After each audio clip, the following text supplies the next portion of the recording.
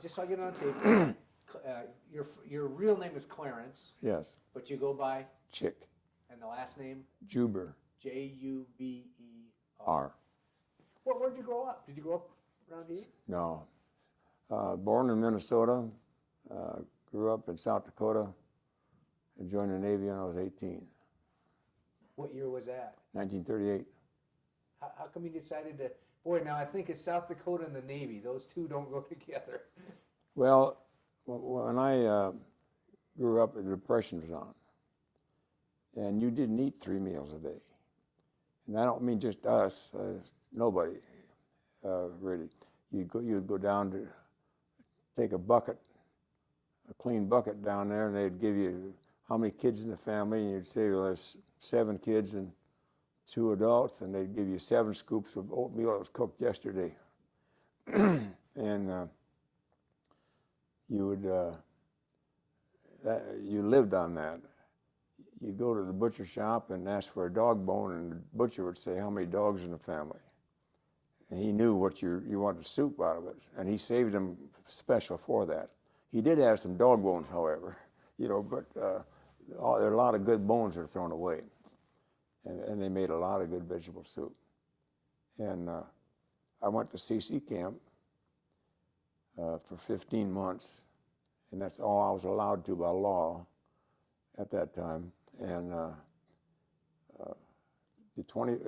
drew $30 a month, and 25 of it was mailed to my folks. And that's what they lived on for that 15 months of that $25.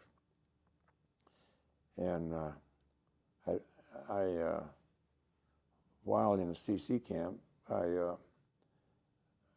had wisdom teeth coming in, and they had me check into the Fort Meade, South Dakota Army Hospital to have the wisdom teeth removed. And I guess they made money on us or something, the Army did, because they only would pull 1 tooth a week. And during the time that I was recuperating, they had me running orderly duties, like the guys that were sick or injured go to the exchange and buy them things and mail their letters and things like that. And it was the 4th Cavalry, Horse Cavalry. And you'd see them riding down there full gallop with their sword in the air, and just like old John Wayne, movies.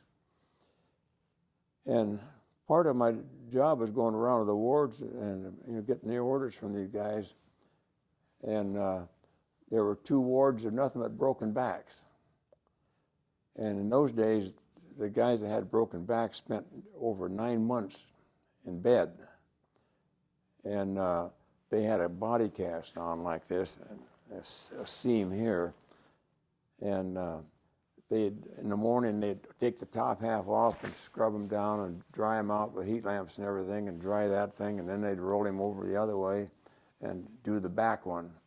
And I asked this one fellow, I said, how did you, everybody get the broken backs? Because I was interested in joining the cavalry. I was down there checking it out. And I liked horses, and I thought that'd be fun galloping across the prairie. And he said, what time is it? And I told him. He says, you wait about 2 minutes. When you hear the bugle go, look out that window. I looked out the window, and here are 3-4 companies of soldiers riding full gallop with their sword over the hill. And he said, just over that hill. The horse stumble and fall and throw him, And that's how they... I said, well, there won't be any Army for me. That changed my mind on the Army. And then I saw the Marines. I thought that'd be pretty good, but then I saw that choker collar they were wearing in the picture. I said, no way will I wear that thing. And so I signed up for the Navy. And at that time, everybody was trying to get in the Navy. And I was on a waiting list, and the recruiter told me it'd take me about 1 year and 9 months to be up to the ready to go down for an interview. He said, but he said he was taking 2 guys down to Omaha from Sioux Falls for a physical. And if you want to ride along, just keep me company. You'll have a hotel to stay in, and your meals will be furnished, and we'll just go. I went, and of course in the morning when I got up, I went with the rest of them down there and sat on the bench outside of the doctor's office, and I was still sitting there at 5 o'clock. And the doctor came out and somebody else, and he says, "What are you doing out here?" I said, "I'm just waiting." And he says, "Haven't you been examined yet?" And I said, "No." The two guys that I came with both failed physicals. And they ran me in, and I was signed up within about 35 minutes and on my way to Great Lakes. And I wasn't even scheduled, see. So that's how I got in the Navy. And you were how old? 18. 18. So you were legal age. Yeah. You didn't have to sneak in, yeah. Huh. So what? Your parents were back in South Dakota. South Dakota. Yeah. So how did you let your parents know what was happening to you? Well, I signed up and came back in, but then I had to catch the train right in Sioux Falls, where I was. See, in those days they didn't fly you someplace. I'm going to sign my grandson into the Navy the 22nd of August, give him the oath down at in Portland. So it's been arranged already. Oh wow! I also swore my son in when he went in.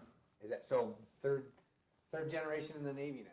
Yeah, there was 4 of us in my immediate family that was in the Navy during the war, and then I'm the only one that stayed to retire.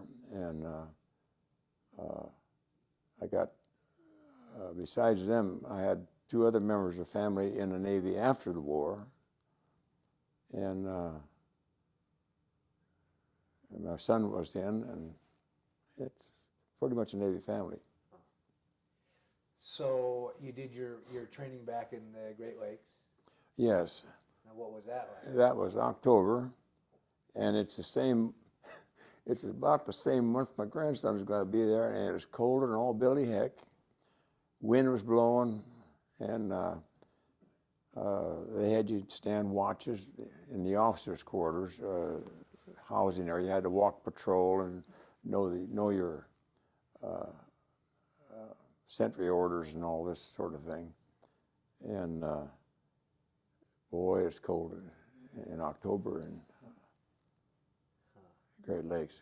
I told him about that. He'll be there a little bit earlier. He's going to be in just a little bit earlier than that. But he'll get some of that cold weather. It's just awful cold. So when did you get put on your first ship then? As soon as I graduated from boot camp, and we only went to boot camp, my company only went to boot camp not quite 2 months. It was supposed to be 3 months. And they were short-handed, out, and they moved us ahead because Christmas holidays were coming up and everything, and gave us, I think, 4 or 5 days Christmas leave, and then we graduated with everybody else. And the sailors, they all got to swim. I never went to a swimming class at all, and I didn't know how to swim. That showed up later on in my life several times too. But in fact, that fellow I just showed you, the officer, he was my division officer aboard ship, and wanted me to be the swimmer for the crash boat. And I said, "I can't swim." He says, "Everybody in the Navy knows how to swim," and he dismissed it. And I almost drowned because of it. We had a crash, and lucky for me, the thing was floating, but it was underwater and up above water, So he thought you were kidding. He still thinks I'm kidding. And he still comes to the reunion. But I can't swim. So what was the first vessel that you ended up on? Portland. I spent 5 years on it. And it was what type? Heavy cruiser. That meant it had 8-inch guns instead of 6-inch guns. And it had, it was pretty fast, pretty big. But the guns is what made it. For the first year after the war, the Indianapolis, you've heard of it, and the Portland were the biggest guns the Navy had out in the Pacific. Battleships were all sunk and all damaged and everything.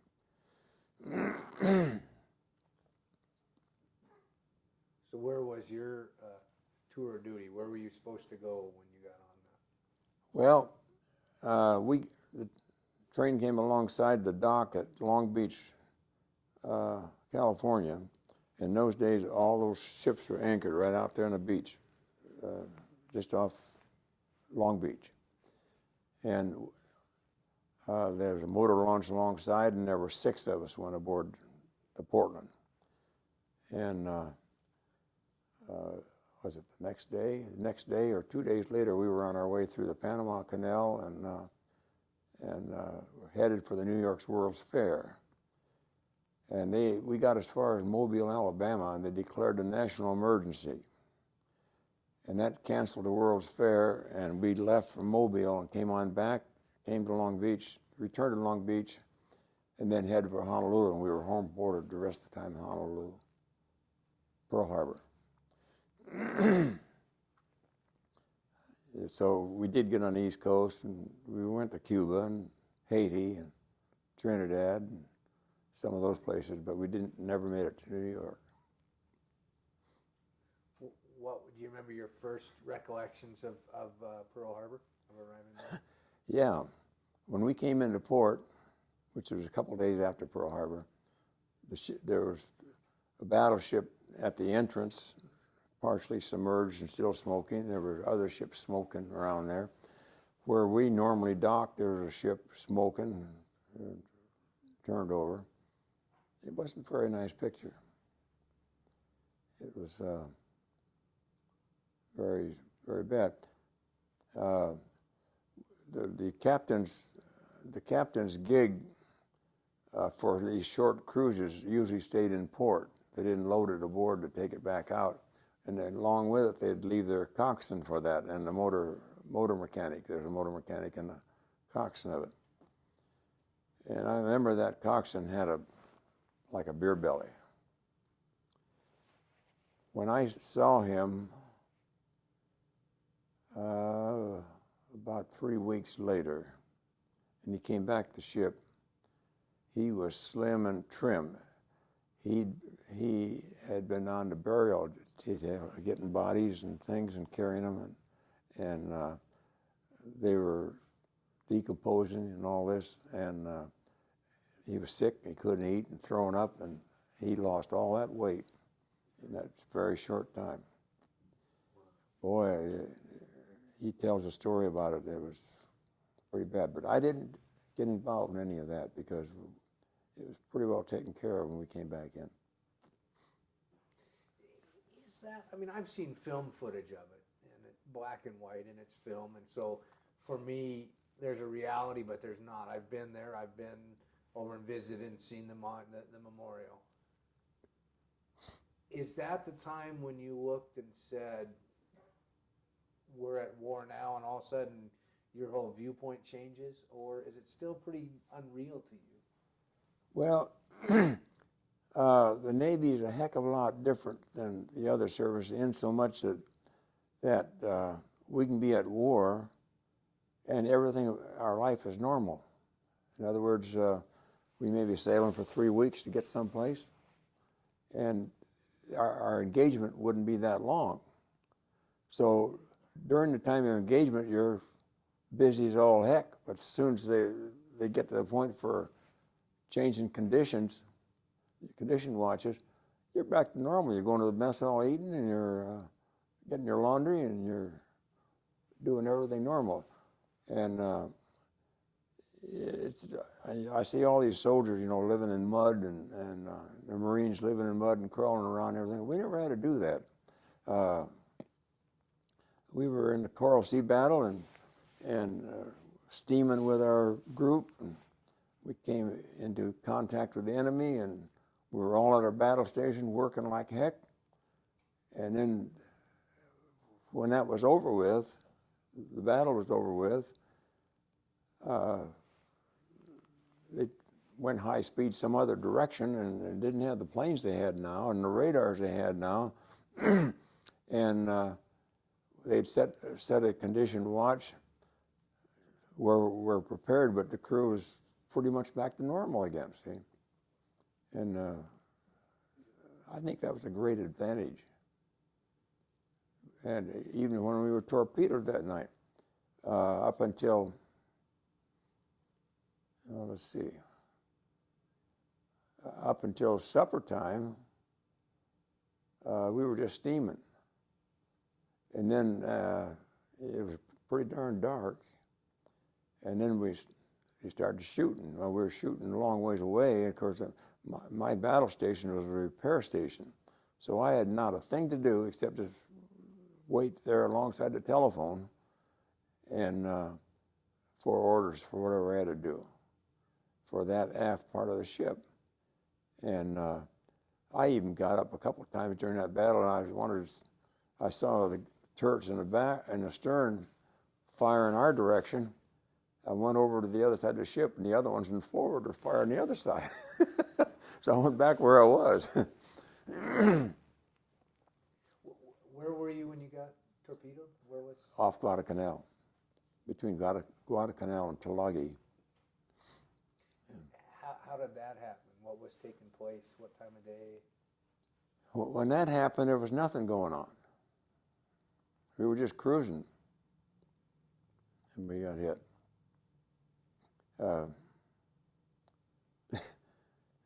You're nice and quiet, and know nothing. Nobody's around. Thinks everything's good, but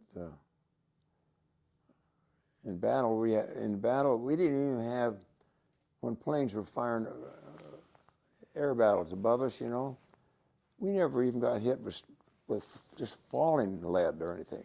Never got hit. So we were very lucky. But yeah, of course, I'd recommend the Navy to anybody, you know, if they're going to have to go into service or want to go into service. Where were you when the torpedo hit? I was laying. Well, I showed you the picture. I was laying about from here to that door over there, from where the deck went up this way.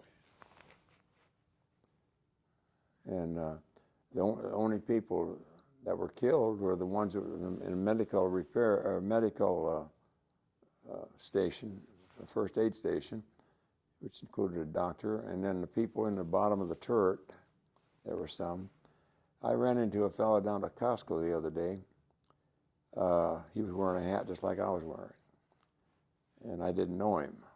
And we got to talking and found out that he was on the other side of the ship down in the boiler room. And after they got hit, it was leaking into the boiler room, and he came up and got out of there. He said he got his feet wet, but that's all. But I never knew him aboard ship at all. So from that picture, it looked like you took quite a bit of damage. It was just like cutting the hull at the forward part, and then going in and scooping everything out, including the bottom of the ship down to the keel on the starboard side, and just left nothing inside anymore. And the two screws that were cut off, gone. The rudder was frozen at that time 10 degrees to starboard, which was later cut and rigged with a chainfall so we could steer the ship back to Sydney, Australia.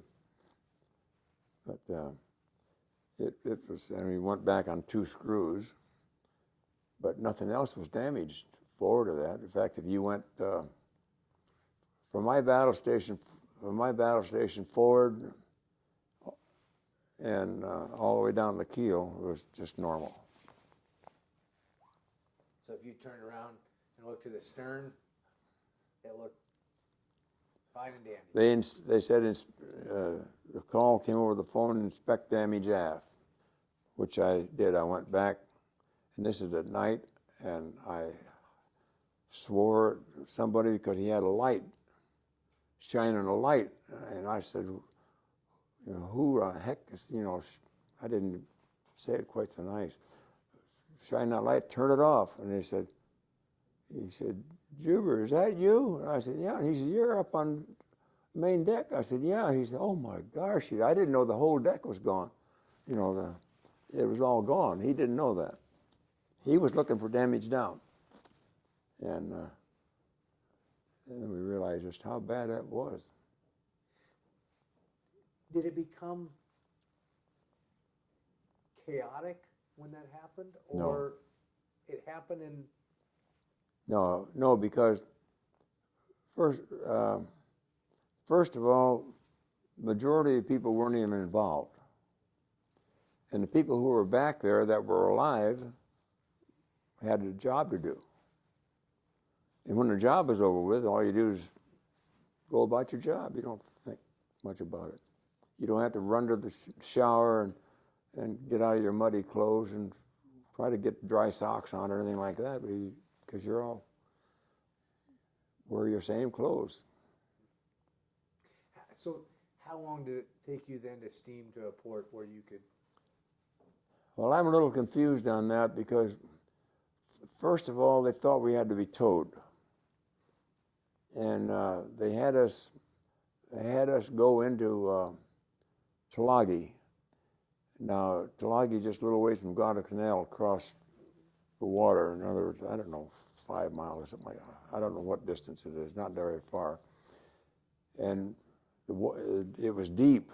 Water was deep, and they moved us in alongside and tied us up right to a rock bank. That was probably the most miserable thing, because bugs were falling out of the tree and rodents and things, and that wasn't too nice, but that was the only place to tie up in there. But we served a useful purpose while we were in there.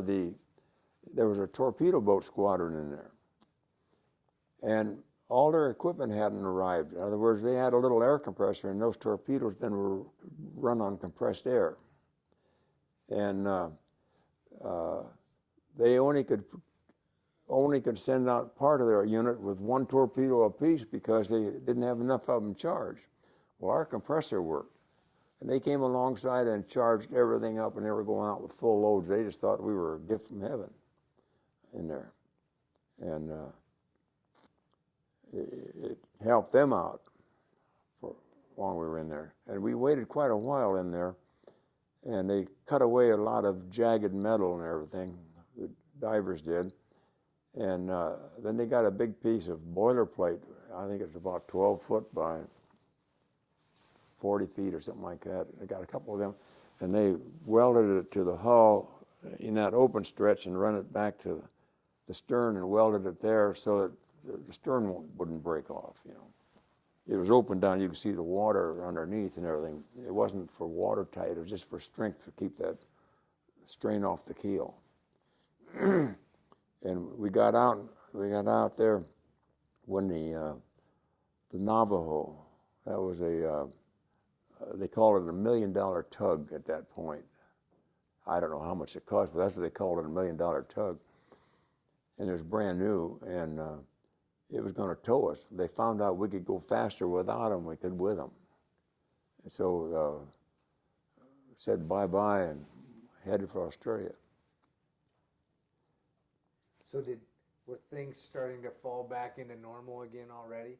Everything was normal. Really, nothing was not normal. Guys up forward come back and look at the damage.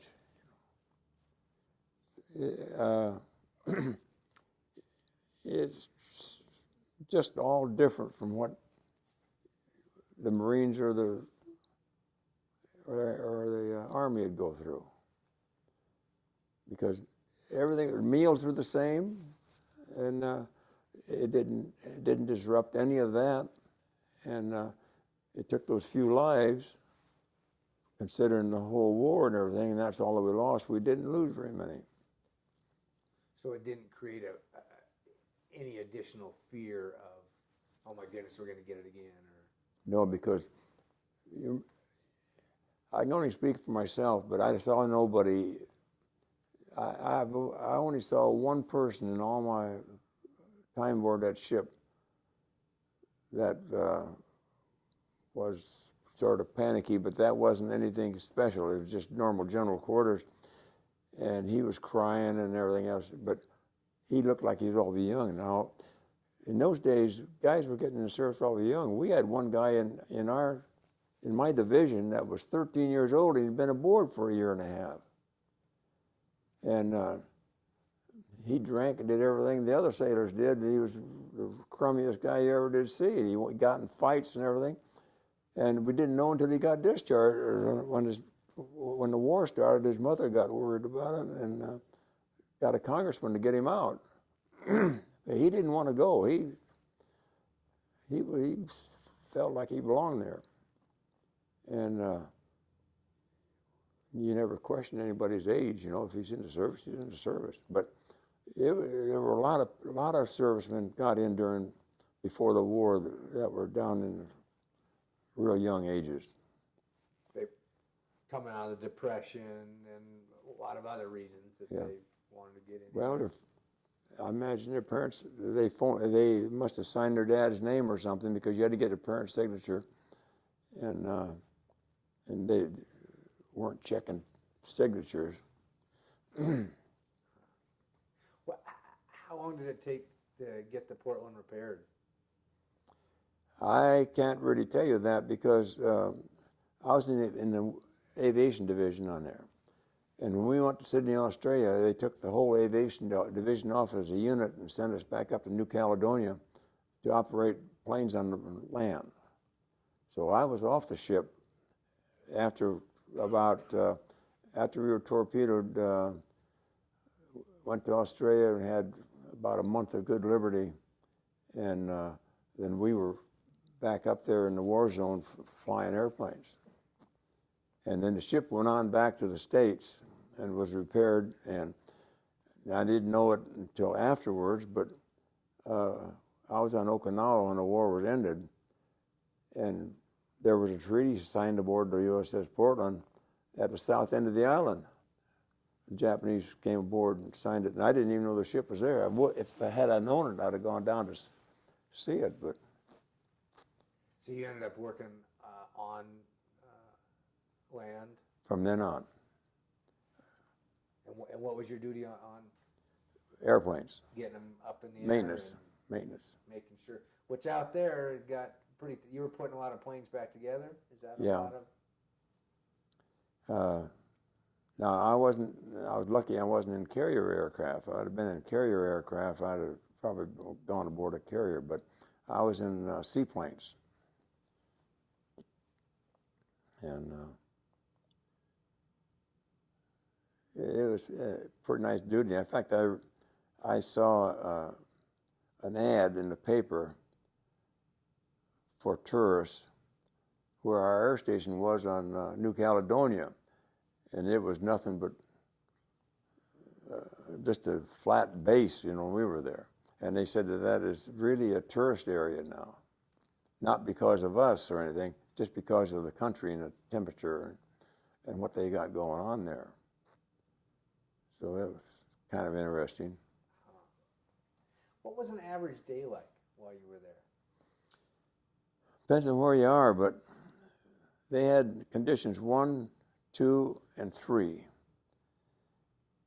And then they had general quarters. 1 was 100% normal, just your regular work day, work hours, and your watches. 2, you doubled up on things and did more of these same thing.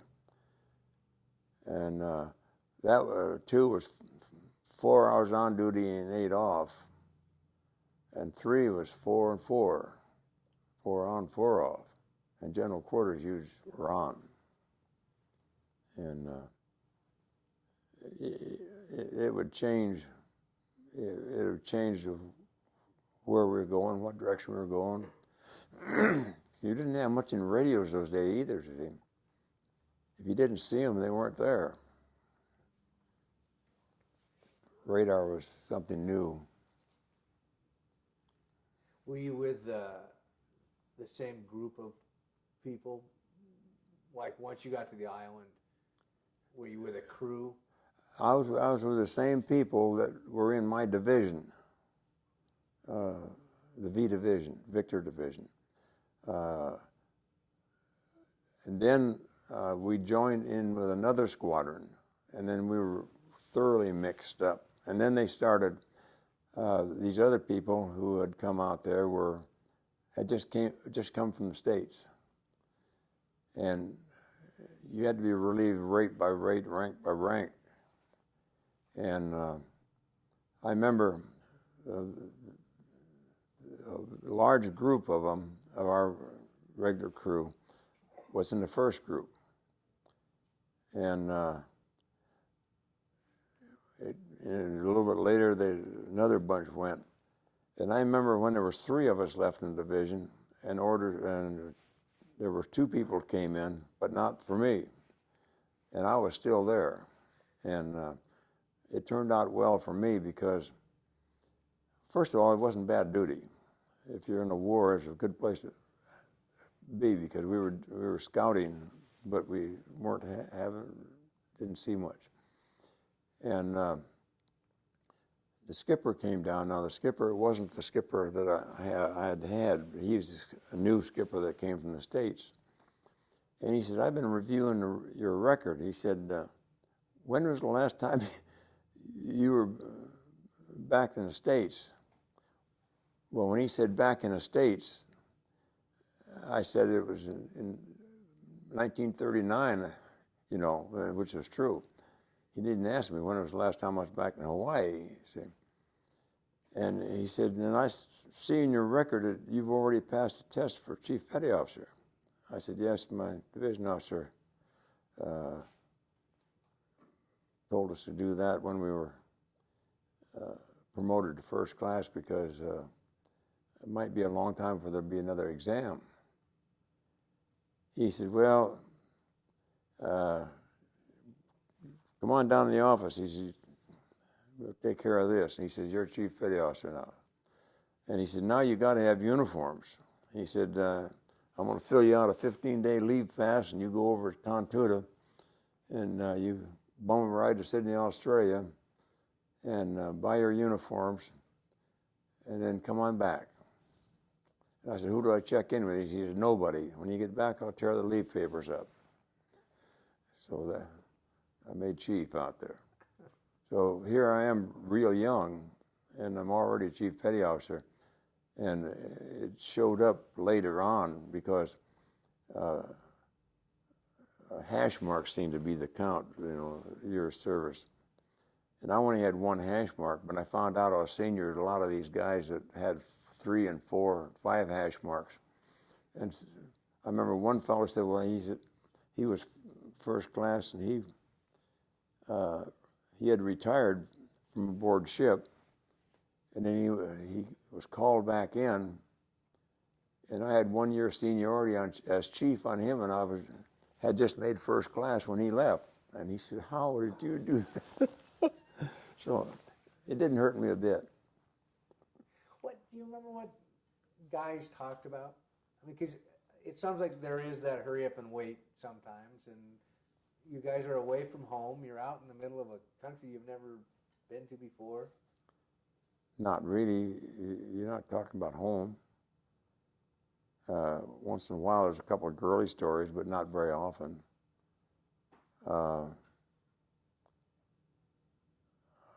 You were just doing your job like you were on a construction crew down here on the highway. Then you go to bed at night. There really wasn't anything that we talked about much. So that's really what it becomes. Yeah, just routine. Yeah. What was the best part about being in the service for you? Well, one of the best parts was we were in Sydney, Australia, April of '42. That's when there was over 1 million people greeting us, and they were girls. I don't know whether you're acquainted with semaphore or not. Well, semaphore is signaling, you know, all this stuff. Well, the girls knew semaphore.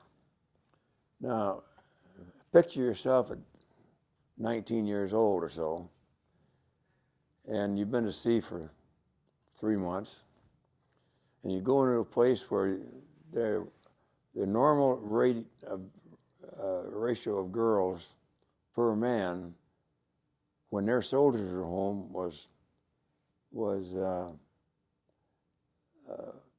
10 to 1. And now their soldiers were gone, and the ratio was 13 to 1 about And some of these girls have gone all the way up to 20 years old and never had a date in their life. And they knew semaphore, and we knew semaphore. Well, I never did meet one of them I talked to at semaphore, because when we got on the street, that was real interesting. We had to make a parade. And I remember I was in the last platoon, the last squad. And the end of the parade, they marched us into a big auditorium for a dinner they had prepared for us. Real first class. And they were 7 or 8 seats short. And they were apologizing. I said, don't apologize. Get my officer, just release me on liberty and I'll be happy. They released us. And so the 7 or 8 of us were the first ones out on the street. You could not walk 10 feet without a girl in your arm. Those girls would swarm you. If you took a girl in your arm, you could walk and they'd just be happy. But if you let loose of her, well, then they were swarming you again. And they wanted our autographs. Now, this happened to the rest of them when they came out, but we were the first ones to get involved in this. The girls wanted our autographs, and they'd have sign up, sign their something they had. I even had mothers down there said with a picture of their daughter. She'd be home at 4 o'clock. Come on up.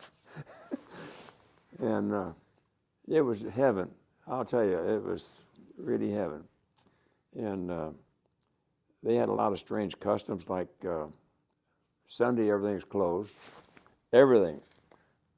I had taken a streetcar to up to the hotel room. I had a weekend liberty, and I got up Sunday morning I wanted to go to the restaurant.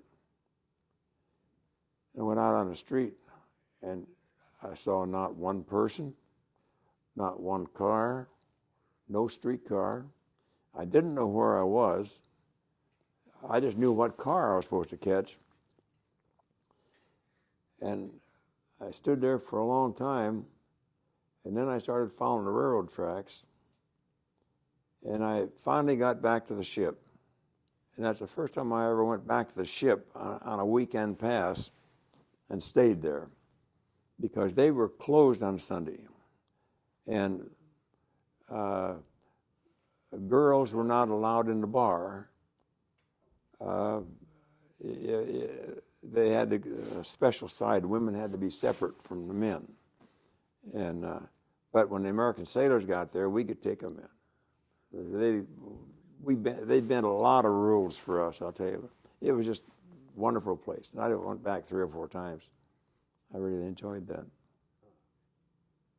What was the worst part of the service? Being made to retire at 31 years. My wife liked it. I liked it. Yeah. I enlisted, and then I was commissioned. And it was good life. But they have a rule that unless really the situation warrants it, 30 years is all you can do. So I did a little bit more, about 15 months more than most of them do. But I had friends that were getting pushed out at 25 years and everything else. And just depends on your duty. I don't know how much your record had to do with it. I have no idea. But I know I had orders to Sigonella, Sicily, and I wanted to go, and my wife wanted to go, but my son just had just graduated from high school, and he wanted to go to college. And my wife said, well, if college comes first, and she said, if he stays, I stay. And I said, well, if you don't go, I'm not going. And I had a house already for me and everything at this place, which would have been good duty, on a staff duty. And as soon as I turned in my request to be removed from that list, I was ordered to retire. So that That was the end of my career. 31 years. Thank you very much. Yeah. But I got to do more than a lot of them did. A lot of them got, I know officers had to get, some officers had to get out at 20 years and some at 25. And so when I did over 30, I felt pretty good. Now your son's gone in the Navy? No, he only did 4 years.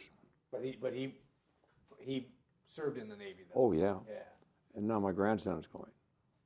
That must make you feel real proud of both your son and your grandson. Oh, yeah. I think going to the military is a great thing. They've got so many programs, educational programs now, and savings programs, and there's a couple of websites. I didn't think about bringing them, but tells about some of this. A kid that goes in the Navy now, they make them save a certain amount of money and put it into a college program. And it's not that much money, really, but they do that when they first go in, and then the Navy will pay for the rest of the college for you go 4 years. So they get some people involved through that method. And God, there's so many chances they've got. Just like my grandson now, he wanted to go into a special field. He wanted to be a state trooper. And down in Oregon, they told him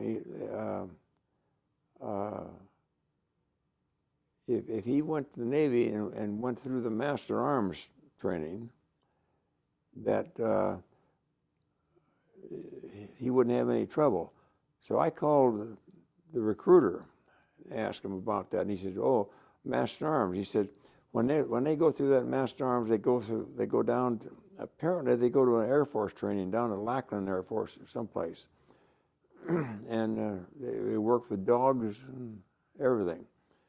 And then if you do 4 years duty in that field, he said, when you go out, you're qualified for any law enforcement agency in the United States. They've covered the whole thing in 4 years in that school, that these guys go to these special cops class and all these other things. I said, "You're kidding." He says, "No, that's true." So I called another one. I called the one he had down in Oregon. He told me the same thing. He said, because the rate he wanted to go in on, to me, when I was in the service, wasn't a good rate. In other words, it just wasn't what I felt was required any brains or anything. And they said, "Oh, it's been a long time since it's been like that." He said, "It's naval intelligence is in that field," and he named several things that were in that field. And so I've sort of changed my mind about the whole work. Not only that, but he went down to sign up, and the school wasn't open, didn't have a quota. So they put him on a delayed entry deal. He'd signed up, but he hadn't taken an oath. In other words, if he wanted to get out when it came up, he could still get out. And when the quota came available, now they call him up, and he had to sign up, but he doesn't have to sign up until the 22nd. God, if it was 2nd or 22nd. I don't remember now. I think it's the 22nd of August. But he would go through boot camp, and he'd go immediately to school when he finished boot camp. So 3 months boot camp, and I don't know how long the school is, but they're usually 4 or 5 months long. So it's a good deal. He's happy about that. Do you think, from your experience in World War II, that there's a message that needs to be left with the generations to come that you and I'll never meet? So say that again? Is there a message from World War II that should be left with the generations to come, that the history books have left out, or that you feel from your personal point of view of World War II should be left for future generations to understand?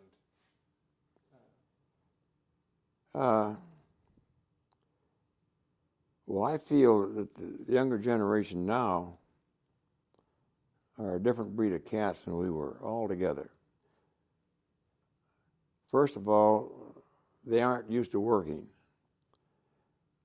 They're used to having a lot of money. Most of them, they spend more money on pop than everything else. Drugs and dope and things that we never knew anything about, all that. And they never, in most cases, they never knew what it was to be hungry. And I just think that I wish they had compulsory military for a minimum amount of years. Everybody go into the service. Even 4Fs go in. There's something they can do too. They can't use that as an excuse not to get in. I think they all should go in. And I've talked to sailors. They saw me wearing my hat, and they'd say, "Oh, I was in the Navy, and how long?" And they said, "Well, I was in 4 years, but I got out. It wasn't for me." And I said, "Well, did you like it?" "Yeah, I liked it, but it wasn't their ball of wax." I can respect that, but I think they should be in. They can't remember when or like in my case, I walked 5 miles with 3 cents in my pocket so I could buy 2 Argus Leader papers. When I sold them, I would have 6 cents. Then I had to pay the 3 cents back, and I could buy 3 more papers. And that was my money. And I had to walk 5 miles back. And I remember one time that I really sold papers. I had 15 cents in my pocket at one time. And I bought a Coney Island hot dog and a 400 bottle of 400, and I had no money. The first time I'd ever done that. But Mother said, "Well, you spent it, all your money. I don't know whether I've got 3 cents on it." But no, I think most of the kids are spoiled.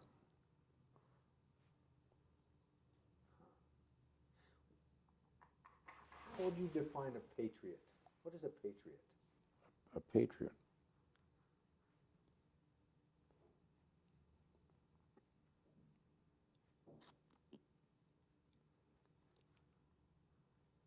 Well, I think all the old-time service people are patriots. I think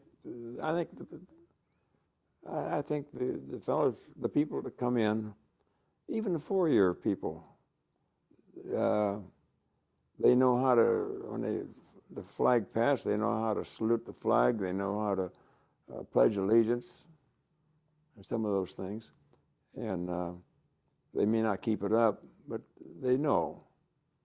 But you go someplace, Olympics are a good example of it. Chewing gum, and when they're getting awarded, and they're playing our anthem and all this, or talking or doing other things. I don't call them patriots. They don't know what it is. They don't.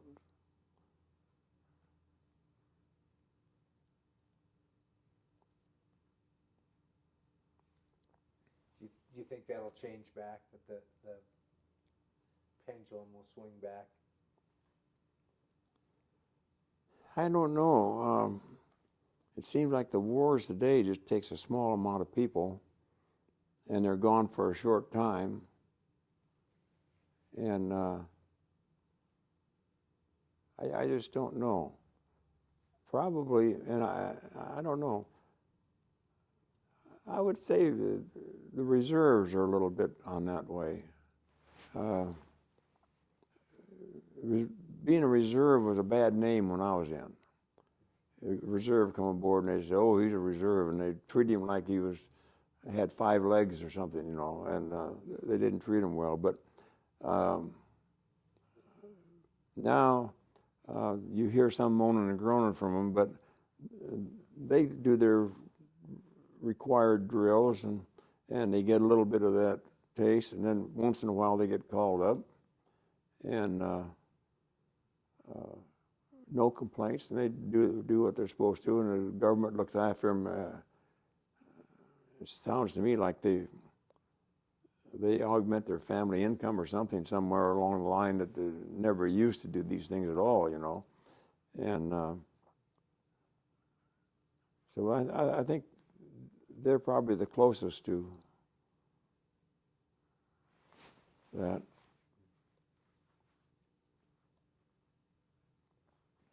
Well, thank you very much. That wasn't too bad, was it?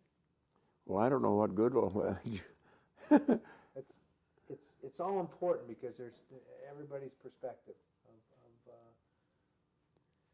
of what World War II meant to the country, for generations, this generation, future generations, to understand where it came from, to understand coming out of the Depression. Like you said, we are, my generation and the generations that are here now are very fortunate, and they're fortunate for a lot of reasons, and I think that a lot of people, even if you have a lot, you can still understand not having a lot, where I think a lot of people don't understand that. It's in front of them, it's there, and they just assume that it magically came there. You know, and we are a spoiled society. I was in Vietnam War too, see, and I wasn't in the Korean theater, but I was support for the Korean theater, so I was in 3 of them.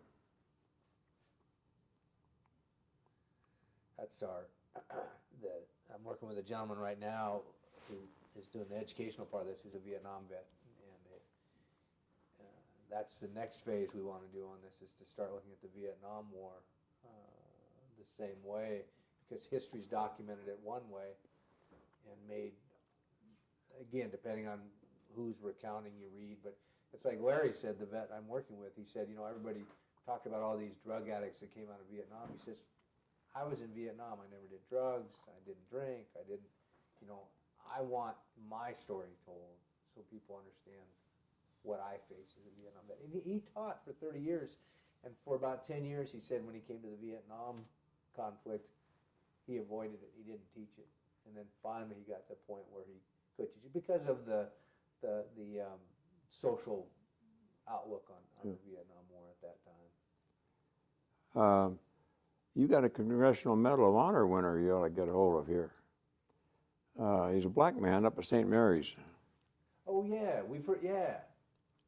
I met him. He came to our officers club. Real nice person. I think he's a hero. He earned it.